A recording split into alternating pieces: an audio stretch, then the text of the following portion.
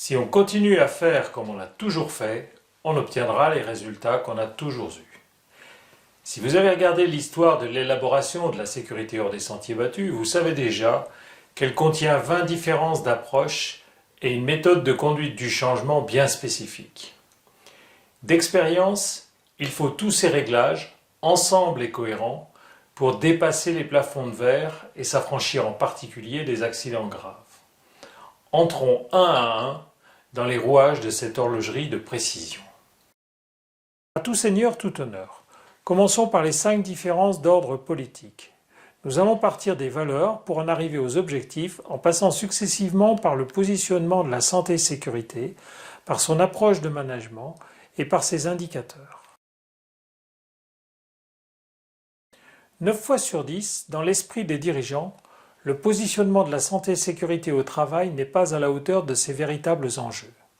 Tout le monde sera d'accord sur l'enjeu de santé et d'intégrité physique. C'est ce que j'ai voulu rappeler avec cette affiche. Mais si on s'intéresse au nerf de la guerre, une majorité de dirigeants ne s'intéresse qu'à la partie visible des coûts. Il est vrai que dans les activités de main-d'œuvre, elle peut vite atteindre jusqu'à 24% de la marge brute d'exploitation.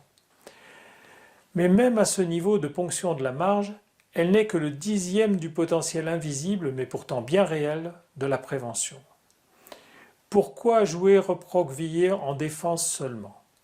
La sécurité hors des sentiers battus propose de dépasser ce dilemme, invite à jouer aussi, d'abord et surtout, en offensif. Après 5 ans de ce régime, vous pouvez voir sur les différents résultats financiers en jaune qu'il n'y a pas de comparaison entre les deux approches. En résumé, la sécurité hors des sentiers battus permet d'optimiser une bonne cause et d'en tirer tout le profit possible. Après ce repositionnement d'enjeux de la sécurité, passons à l'approche. Pour la majorité des employés, la sécurité est perçue comme sur cette image, une forêt de règles. Autrement dit, une forêt d'interdictions qui n'enthousiasme personne. Cette approche oblige les directions et fonctions de sécurité à faire preuve en permanence d'autorité, parfois jusqu'à des extrêmes. Les employés travaillent malheureux. La sécurité hors des sentiers battus induit une approche attractive car plus souple et très tournée vers l'amélioration de la qualité du fonctionnement. Les règles et l'autorité n'en sont pas absentes, mais elles ne sont que l'une des composantes. Elles donnent un nouveau visage d'une sécurité à plusieurs facettes, comme l'illustre cette image. La forme, c'est le fond qui remonte à la surface, nous explique Victor Hugo. C'est vers cette harmonie que tend la sécurité hors des sentiers battus. Même avec l'enjeu et en y mettant les formes, entraîner reste une gageure. Alors on communique. 10 000 répétitions égale une vérité, écrivait Aldous Huxley dans Le meilleur des mondes. On espère entraîner en usant généreusement de la communication sous toutes ses formes, déclinant inlassablement les variantes des mêmes messages. Pourtant, il n'y a pas pire sourd que celui qui ne veut pas entendre. Pour citer des directeurs sécurité, on fait plein de choses, les indicateurs nous disent qu'on a de bons résultats et pourtant, on voit sortir un mort. Selon la formule, 2 imbéciles qui marchent iront toujours plus loin que 2 intellectuels assis à discuter. La sécurité hors des sentiers battus propose donc de parler peu, mais d'agir bien. En particulier, convaincre par l'action tout en réduisant visiblement les risques. 3e élément de politique donc, le recentrage de l'entraînement par l'action sans oublier les paramètres d'une communication efficace. TF1, TF2, TF3, si les managers s'intéressent aux résultats, les processus ne s'amélioreront probablement pas. Tandis que si les managers s'intéressent au processus, les résultats s'amélioreront d'eux-mêmes. C'est ce que professe l'Institut Renault pour la qualité. En matière de sécurité aussi, il ne faudrait pas croire que s'intéresser aux résultats, c'est le plus important. D'autant que toute organisation finit par présenter à ses dirigeants les résultats qu'ils souhaitent. Les apparences de la sécurité sont les alliés de l'insécurité. Plus la pression sur les résultats est forte, et plus ce risque de discordance entre la réalité et son reflet dans les chiffres s'accroît. Le chemin est plus important que le but. La sécurité hors des sentiers battus invite à s'intéresser jusqu'à des niveaux hiérarchiques élevés au fonctionnement davantage qu'aux résultats. Comme cherche à le dire cette image, c'est un ensemble de plusieurs éléments qui peut qualifier valablement la situation prévention. Seuls les paranoïaques survivent, écrivait Andy Grove, un ancien PDG du groupe Intel à propos de stratégie. En sécurité hors des sentiers battus aussi, les antennes de la direction sont rendues sensibles. L'archer qui vise sa cible pour le plaisir dispose de toutes ses facultés. L'archer qui vise sa cible pour gagner la boucle en bronze est divisé. Il pense autant à gagner qu'à bien viser. L'archer qui vise sa cible pour le prix en or massif perd toutes ses facultés. Il n'est plus que l'ombre de lui-même. Cette vieille pensée chinoise est aussi applicable aux organisations et pas qu'en matière de sécurité. Elle nous sort brutalement du monde théorique, d'un monde en équilibre sur un fil. Alors même que de fait, l'organisation en est parfois très loin, on invoque l'ambition, la théorie du défi, ou bien des raisons éthiques pour n'afficher comme objectif que ce seul Graal du zéro accident. Les registres d'objectifs que préconise la sécurité hors des sentiers battus sont moins conceptuels et plus pragmatiques. Elles tournent les acteurs vers d'autres critères de performance individuels et collectifs pour en particulier enlever les obstacles à la sécurité. Lorsqu'ils sont accessibles et sensés, ce sont les individus eux-mêmes qui transforment les objectifs collectifs en défis enthousiasmants. Après les différences d'ordre politique, examinons maintenant les différences organisationnelles. Des croyances implicites induisent de l'organisation explicite. Débusquer ces croyances implicites, c'est permettre de comprendre et donc d'agir sur l'organisationnel. Dans ce chapitre, j'ai sélectionné 4 paradigmes importants: les fonctions, les mécanismes, l'état d'esprit et la tactique. La sécurité est souvent née par un tandem composé de la direction et de la fonction sécurité. Dans l'organigramme, on trouve par ailleurs des contributions d'intensité diverses. Les variations de couleurs illustrent ici un panorama ordinaire des implications. J'appelle cela la sécurité en parallèle. En parallèle parce que, sauf la direction et les fonctions sécurité, la sécurité est plus ou moins implicitement, et malgré son importance souvent affichée, considérée intérieurement comme un mal nécessaire. Quelque chose de spécial, de supplémentaire qui viendrait en plus du cœur de métier. La sécurité hors des sentiers battus homogénéise les implications. Elle démontre concrètement que c'est l'intégration de la prévention dans les fonctions opérationnelles et supports qui produit la sécurité. Dans la sécurité hors des sentiers battus, la prévention est donc d'abord du ressort de l'encadrement. Les fonctions ou missions sécurité ne sont pas pour autant absentes, loin s'en faut, mais leur positionnement est sensiblement différent. Avec plus d'homogénéité d'implication, les changements profondément bénéfiques de la sécurité profitent à toute l'entreprise.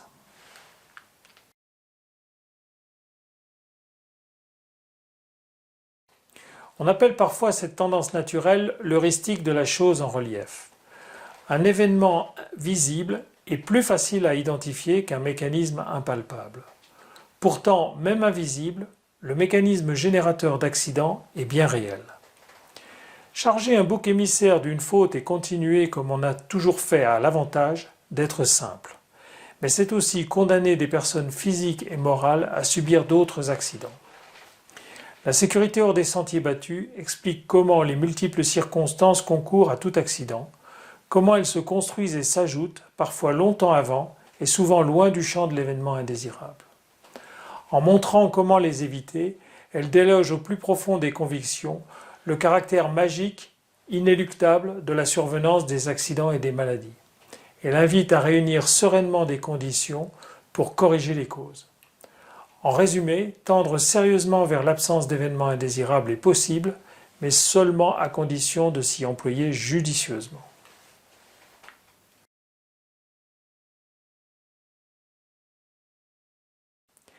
Si vous ne pliez pas aux prescriptions sécurité, il y aura accident, et vous serez tenu pour responsable, et vous finirez votre carrière en prison. C'est en général plus feutré, mais c'est l'idée. La peur naît à la vie plus vite que toute autre chose, faisait observer Léonard de Vinci. Intérieurement, inconsciemment, vous vous défendez déjà comme une sourde angoisse de culpabilité. Vous prenez donc les mesures préventives immédiates, c'est-à-dire préventives du risque juridique. L'unanimité des avocats, de l'administration du travail et des spécialistes renforce l'approche et démultiplie les inquiétudes dans l'encadrement. Rompant cette belle unanimité, je prétends que cette approche s'avère particulièrement contre-productive à plusieurs niveaux.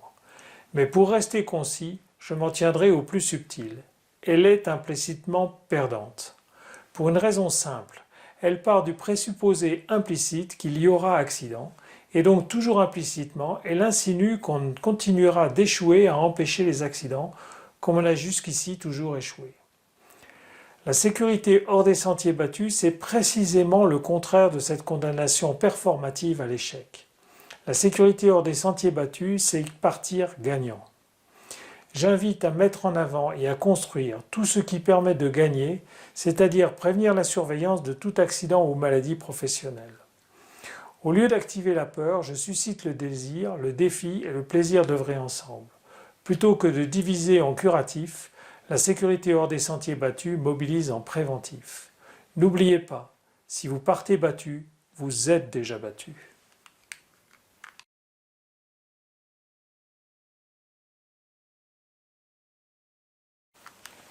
Évidemment, plus encore quand elle devient probable comme sur cette image, la gravité fait peur. Le réflexe naturel, c'est donc de s'intéresser à la gravité pour prévenir les accidents. Dans la majorité des usines qui entretiennent une prévention, et même sur les chantiers où les changements incessants rendent la prévention plus difficile, les accidents graves sont aujourd'hui fort heureusement rares en Europe.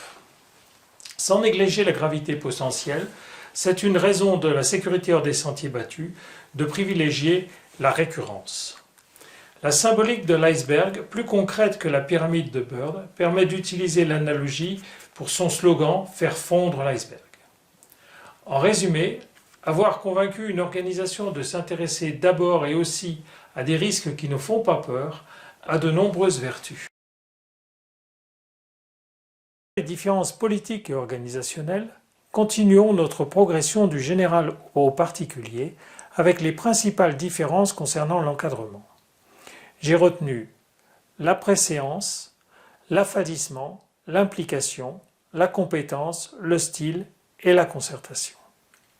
Mais ce n'est pas du tout ce que je leur demande, s'était exclamé consterné le directeur d'une grande mine souterraine alors que je restituais à son comité de direction les résultats d'un sondage effectué auprès des groupes de son encadrement en formation. La question de l'équilibre des valeurs peut aller jusqu'à s'inverser entre volonté de direction et pratiques réelles perçues. Souvent, volontairement ou implicitement, les plateaux de la production, des coûts, de la qualité pèsent plus lourd que celui de la santé-sécurité. Dans cette même mine souterraine, seul un chef porion avait toujours fait exception. Aucun accident sous sa responsabilité durant toute sa carrière.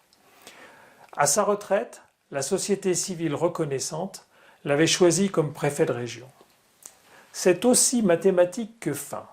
Si la prévention n'est pas de fait la première priorité pour chacun, la probabilité de survenance d'événements indésirables augmente. Cette image évoque jusqu'où se ramifient mentalement les implications de ce qui précède, selon la préséance mentale.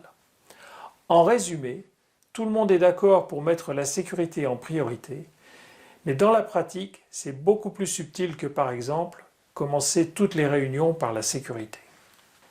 Si à quelque niveau que ce soit, l'encadrement accepte les prises de risque de ses collaborateurs, tôt ou tard, un accident surviendra. L'acceptation d'approximations risquées dans l'exercice des responsabilités se propage et s'amplifie de la direction jusqu'au terrain. Chasser le naturel, il revient au galop. Alors comment changer?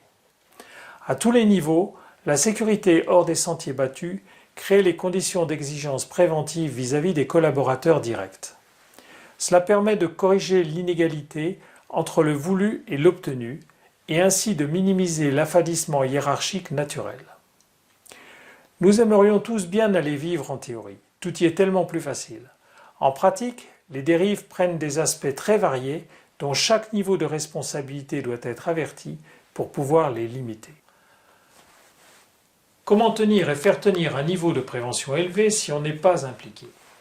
Cette image permet d'illustrer la tendance dans l'encadrement à se contenter de réémettre comme attendu, mais sans transmettre. La sécurité hors des sentiers battus préconise la motricité de transmission à tous les niveaux. Pour cela, elle influe sur les convictions personnelles et crée les conditions collectives. La motricité des terrains, comme sur cette image, n'en est qu'un des aspects. En résumé, la sécurité hors des sentiers battus, c'est du sens, des outils, des méthodes pour une motricité à tous les niveaux. Face à une situation à risque, tantôt l'encadrement ne se risque pas à affronter une résistance, tantôt une réaction maladroite fera plus de mal que de bien. En sécurité, l'encadrement fonctionne souvent intuitivement à l'expérience. Même avec de l'engagement, ce n'est pas suffisant. La sécurité hors des sentiers battus apporte en plus un guide méthodologique. Mis en situation, filmé, l'encadrement acquiert le savoir-faire et cela homogénéise les pratiques sans pour autant gommer les personnalités. Pour certains, c'est l'entraînement en version sécurité de formation plus générale, mais pour d'autres, c'est carrément une découverte importante. Le principal, c'est d'établir une perception commune de comment bien s'y prendre pour faire changer des habitudes sans forcer. Par ricochet, ça permet aussi de déterminer quand et comment user et surtout ne pas avoir à user de coercition ou de sanction. L'usage de l'autorité, du pouvoir hiérarchique, de la règle ou du poids de la sécurité, c'est facile, c'est simple. Nombreux sont ceux qui ne savent guère faire autrement. Pourtant, il existe une autre méthode. Je veux parler de convaincre plutôt que contraindre. L'inconvénient, c'est que persuader ne s'improvise pas. En plus de l'implication personnelle, il faut de la technique et de la préparation. Fondamentalement, cela consiste à tous les niveaux d'encadrement à utiliser le bon argument et le bon canal au bon moment. Convaincre se prépare, se construit. C'est plus compliqué, plus long qu'user de l'autorité. Mais c'est tellement plus préventif, mieux vécu, plus durable et donc au final sensiblement moins cher. On peut affirmer, se persuader que les règles sont toujours applicables partout. En pratique concrète, rien n'est moins vrai. Bon nombre d'entreprises s'arc-boutent pourtant sur leur stricte application. La sécurité hors des sentiers battus assouplit l'approche. Elle subordonne les règles aux principes de prudence. Et partant de là, elle donne des méthodes pour continuer à travailler en toute sécurité lors de circonstances où une règle n'est pas rigoureusement applicable. En résumé, la sécurité hors des sentiers battus organise une coopération réaliste pour une exécution toujours sûre. Politique, organisationnelle, encadrement, voyons pour terminer les principales différences d'ordre application. J'ai sélectionné la communication, les formations, la surveillance opérationnelle, les analyses d'accidents et le choix des bonnes solutions. Quand on n'arrive pas à convaincre, quand la communication de type médiatique n'est plus efficace, la tentation, c'est de donner dans l'épouvante. Pour des raisons psychologiques connues, cette communication choc est à manier avec précaution, sous peine de s'avérer contre-productive. La sécurité hors des sentiers battus développe des arguments suffisamment solides pour ne pas avoir besoin de dramatiser. Dans la méthode, l'organisation d'une communication de fonctionnement opérationnel a toute la priorité. Tout est fait pour donner confiance plutôt qu'inquiéter. En résumé, la sécurité hors des sentiers battus propose une communication efficace, équilibrée et apaisée. À la fois contraintes mais aussi croyant bien faire, les entreprises françaises allouent une part importante de leur budget formation au recyclage sécurité obligatoire. Mais sont-ils efficaces ? Il n'est pas politiquement correct de le dire parce que ce serait aller contre la sécurité et l'autorité, mais en leur fort intérieur, nombreux sont ceux qui en doutent. Avec le temps, au fil des recyclages, les formations sécurité obligatoires ont subi une dérive ontologique. Les recyclages sécurité sont devenus un rituel bureaucratique, ce qui leur fait perdre une bonne partie de leur force. La sécurité hors des sentiers battus propose de réinvestir judicieusement ces formations. Au lieu de rituels dans l'indifférence, elle suggère des ajustements permettant de mieux utiliser le fond tout en respectant les formes légales. En résumé, la formation sécurité n'est plus une mécanique réglementaire impersonnelle à laquelle tout le monde se plie, mais des fonctions qui ensemble transforment le poids en un levier de prévention.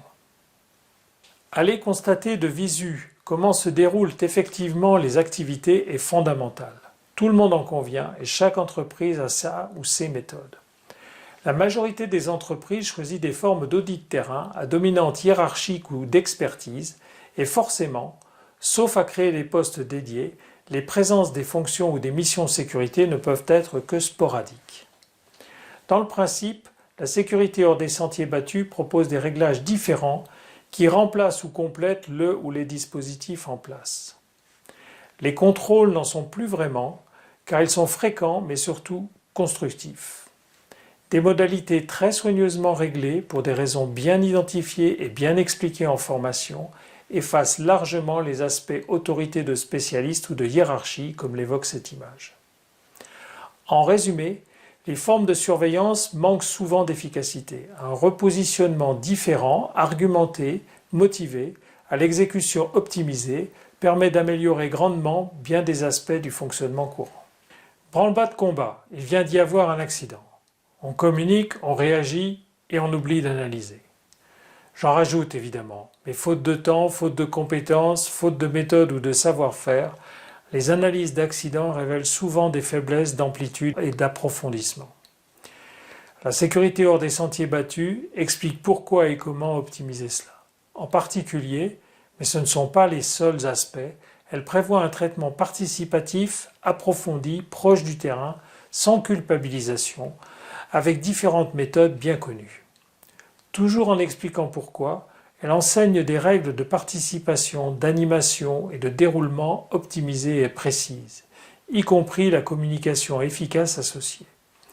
Quand les accidentés ont payé, quand l'entreprise a payé, la qualité de l'analyse est très importante pour transformer les coûts en investissement. Il n'y a pas de problème, il n'y a que des solutions. Certes, mais même après analyse de bonne qualité, toutes les solutions ne se valent pas. Or, le plus souvent, la solution se fait par le matériel quand ce n'est pas par les EPI. La sécurité hors des sentiers battus explique la manière d'ouvrir le champ et comment faire les priorités. J'explique comment choisir les moyens les plus adaptés à la situation. On découvre aussi pourquoi certaines solutions sont inadaptées, parfois même préjudiciables au bon fonctionnement. Ici, par exemple, mettre une rampe à cet escalier ne sera pas d'un grand secours. Bref, en matière de solutions, les bricolages cognitifs sont fréquents et il faut des méthodes pour les éviter. Nous venons de parcourir les 20 principales différences de politique, d'organisation, d'encadrement et d'application qui constituent la sécurité hors des sentiers battus. Cumuler ces 20 différences constitue une petite révolution. Toutes nos vidéos sont accessibles via la page du site qui s'affiche ici si vous voulez réviser. Mais accepter les changements de concept et d'habitude, ce n'est pas tout. Si l'on veut obtenir une mise en œuvre effective de ces changements, la conduite de l'évolution vers leur pleine application est fondamentale. Vous pourrez découvrir l'essentiel des approches, celles qui échouent et les principes de celles qui réussissent dans le prochain épisode, lui aussi consultable à partir du site des clés. Ces changements ont débloqué l'amélioration lorsque j'étais en fonction de direction sécurité et depuis 2004, ils améliorent grandement la situation de mes clients. Alors pourquoi pas chez vous aussi? À bientôt donc dans la vidéo de conduite du changement et merci pour votre attention.